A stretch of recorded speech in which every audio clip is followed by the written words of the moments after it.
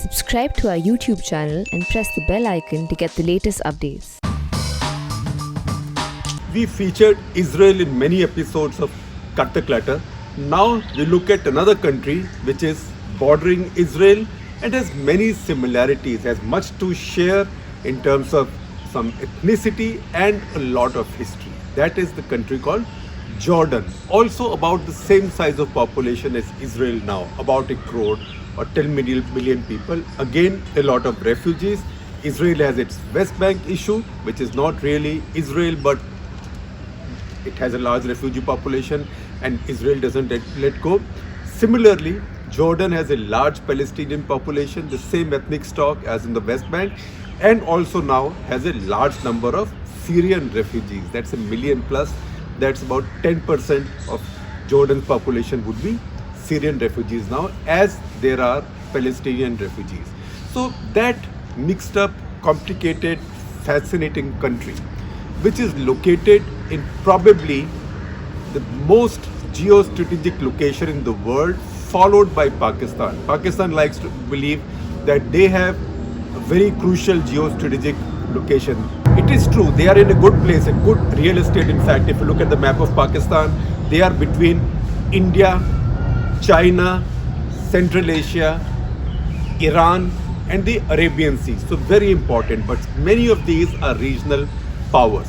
Look at the Middle East. Middle East is the global playground for energy, for strategic interests, and many other things, including the Islamic world. So Jordan straddles the universe between Iraq, Syria, Saudi Arabia, and Israel, right? So it borders all these crucial countries. So once again, Syria, Iraq, Israel, Saudi Arabia, and also a little bit of it opens out in the Gulf of Aqaba into the Red Sea. Just about 26 or 25 kilometers of Jordan is a coastline, and that is again where it faces Israel.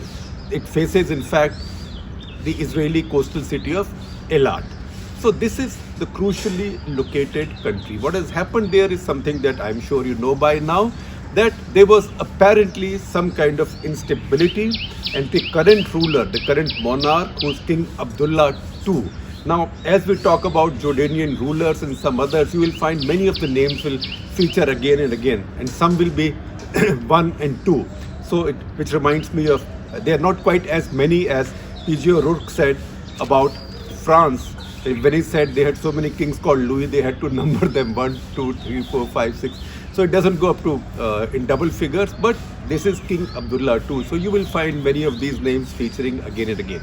Now, Jordan has a fascinating history in terms of how it came into being, because it's an ancient territory, it's an ancient civilization, it's a cradle of civilizations, but as a nation state, it's exactly 100 years old right now. We'll talk about that in just a little bit. Right now, what has happened at this point? So King Abdullah II is the ruler now. Now, Jordan has a constitution, it has an elected parliament, so it has many pretensions of a democracy, but the monarch is supreme. Monarch is an executive monarch.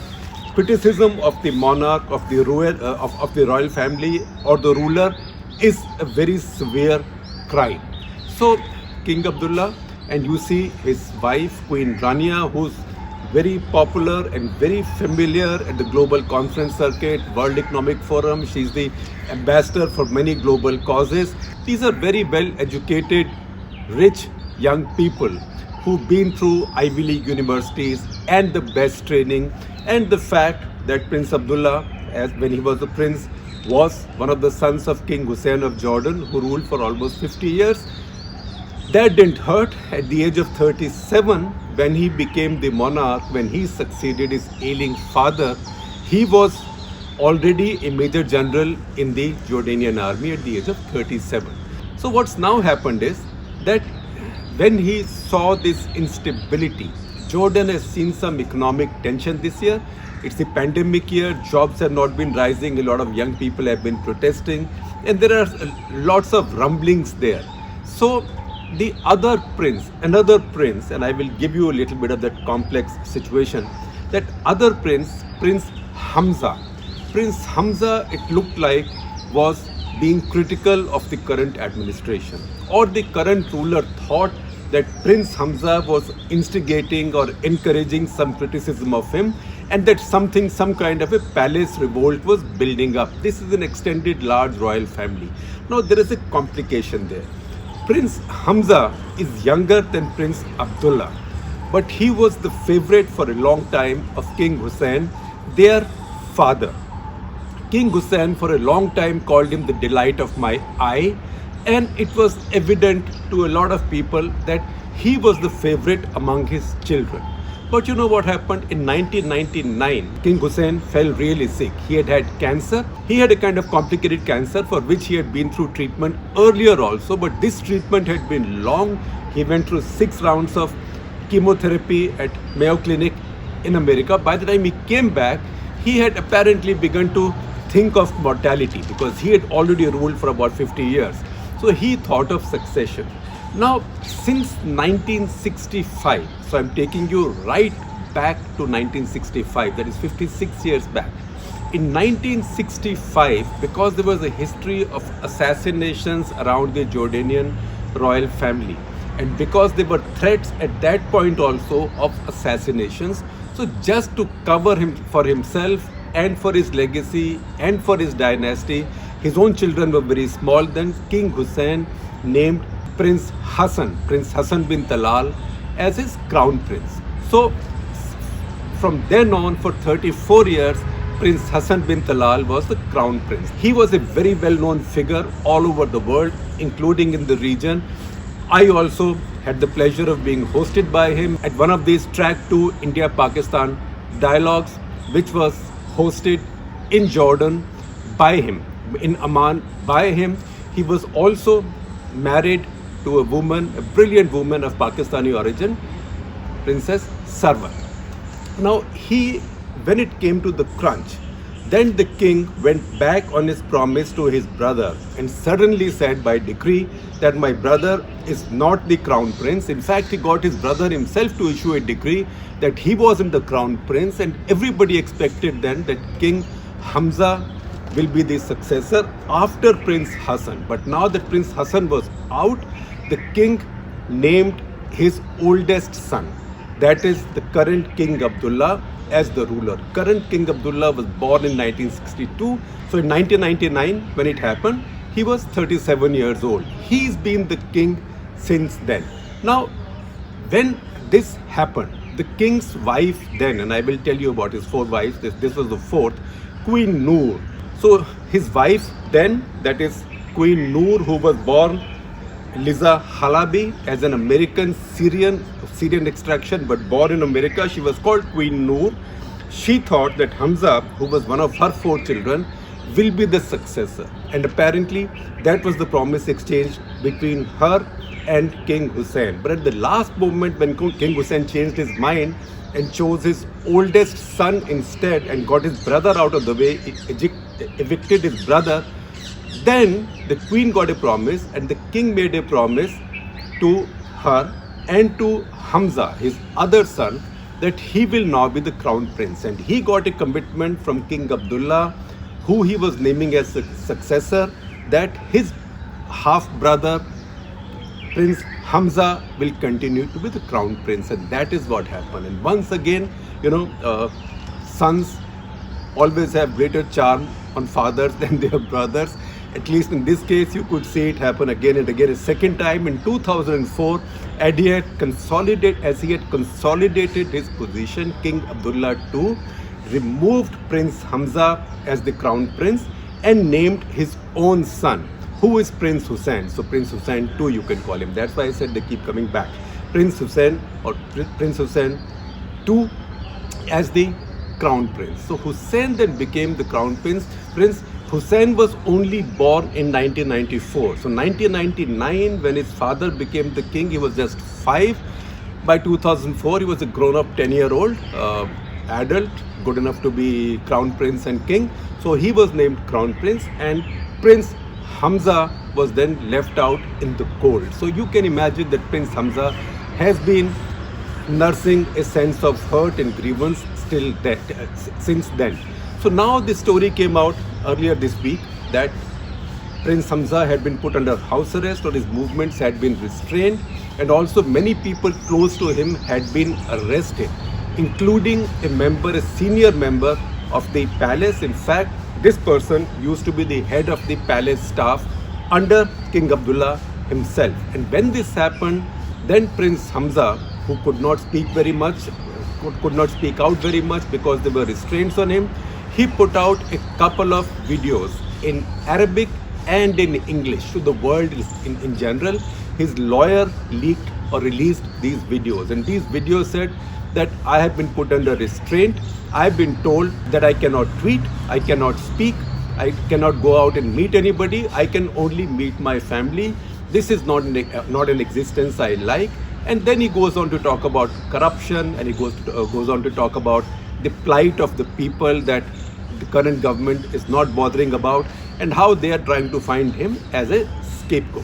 So before I go further, so you understand who all these princes, etc. are, I will just tell you briefly the current situation with this ruling family in Jordan. So this ruling family descends from King Abdullah I. King Abdullah, who came from the Hashemite family of Saudi Arabia, traces its descent from the Holy Prophet. So his father was the Sheriff of Makkah. Prince Abdullah or King Abdullah descended from there and became the first Emir in 1921 of what was called as Transjordan then, which later became Jordan. He ruled for a long time. He was assassinated in 1951. Why? Because in 1946, Jordan became independent. It was still called Transjordan. Why? Because this was the territory across the Jordan River from what could be Palestine or Israel. So this was called Transjordan. In 1946, he got independence from the British.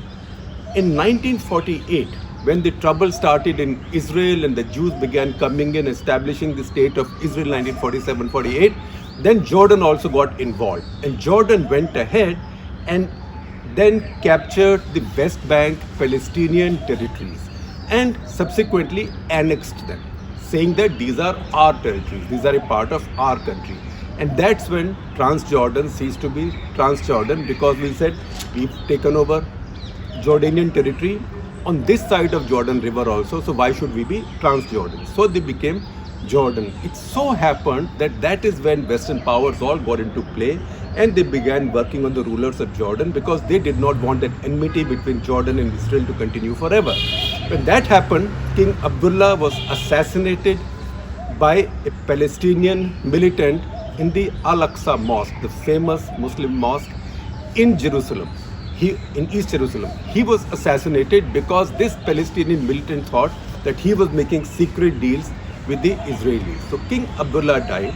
After him, immediately, Prince Talal, who was the son of King Abdullah, he became the king because he was the crown prince. He became the prince, the king, but he didn't last very long.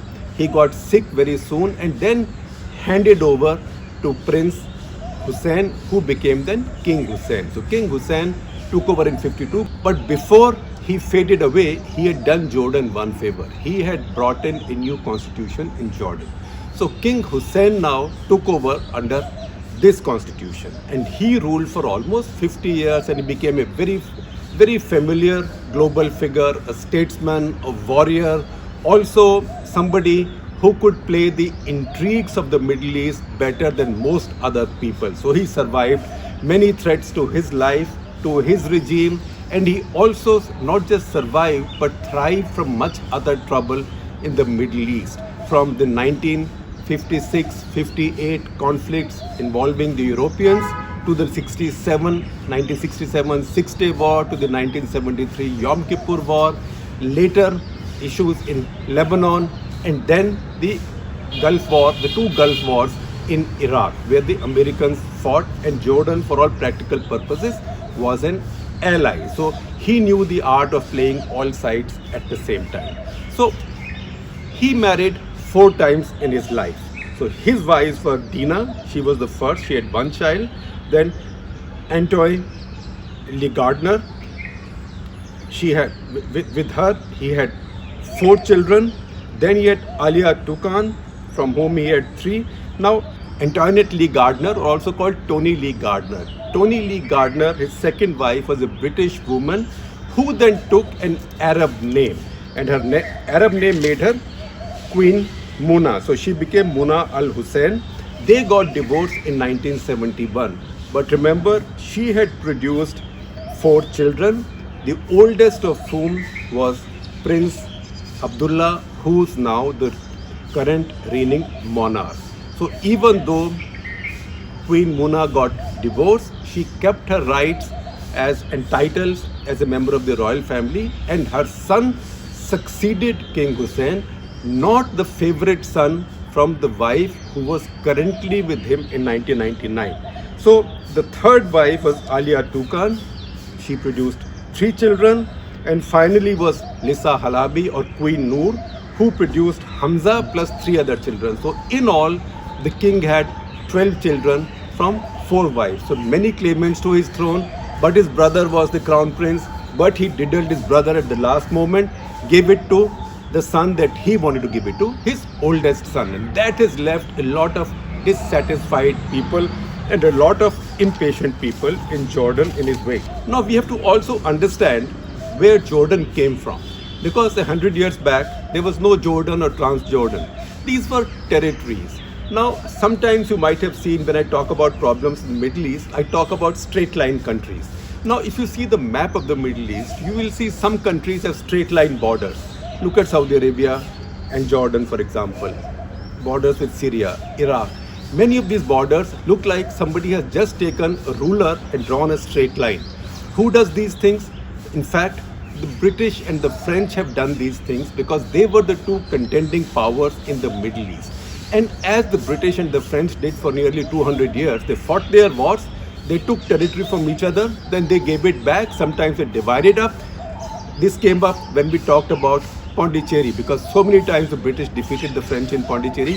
When they were fighting the French in Europe, they also fought the French in Pondicherry. Then they captured Pondicherry, but then they had peace in Europe. They gave Pondicherry back, or Puducherry back, to France. So some of the same stuff was happening in the Middle East. So I will just tell you very precisely what happened.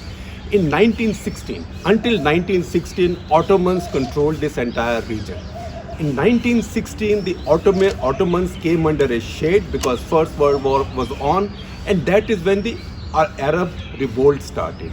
And the Arab revolt started in 1916 by the 3 sons of Sharif of Makkah, Sharif Hussain of Makkah.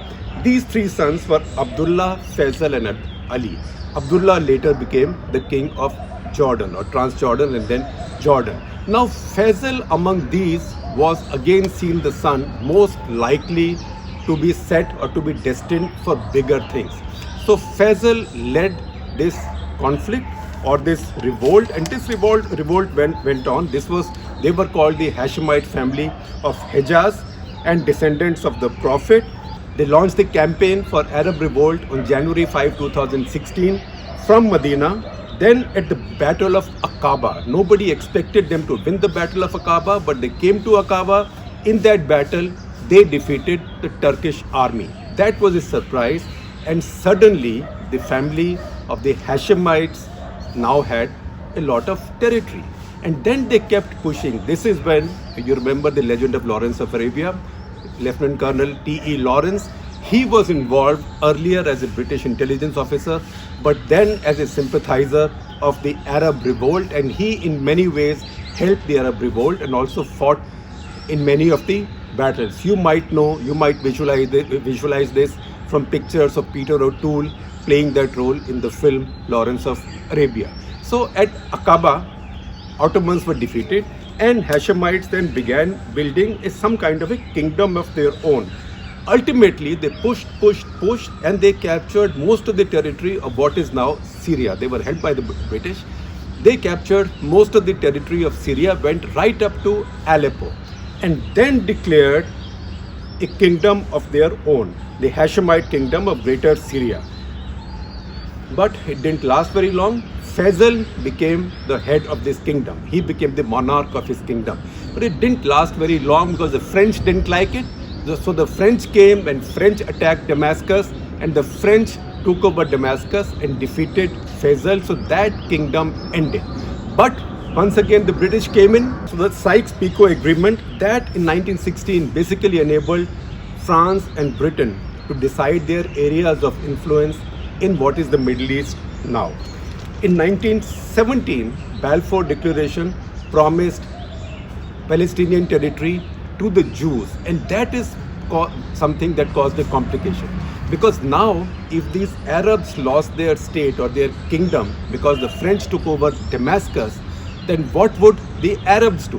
And if Arabs were unhappy, particularly this side of Jordan River, then how would Europe keep its promise of Israel or a Jewish state in Palestine? So again, to make the Arabs or the Hashemites happy, they were promised a kingdom or a state of their own. So this was a typical European superpower practice at that time, that whoever is crying put a morsel in his mouth. Tu ro raha hai, tu bhi kuch le ja, tu ro raha hai, tu bhi kuch le ja.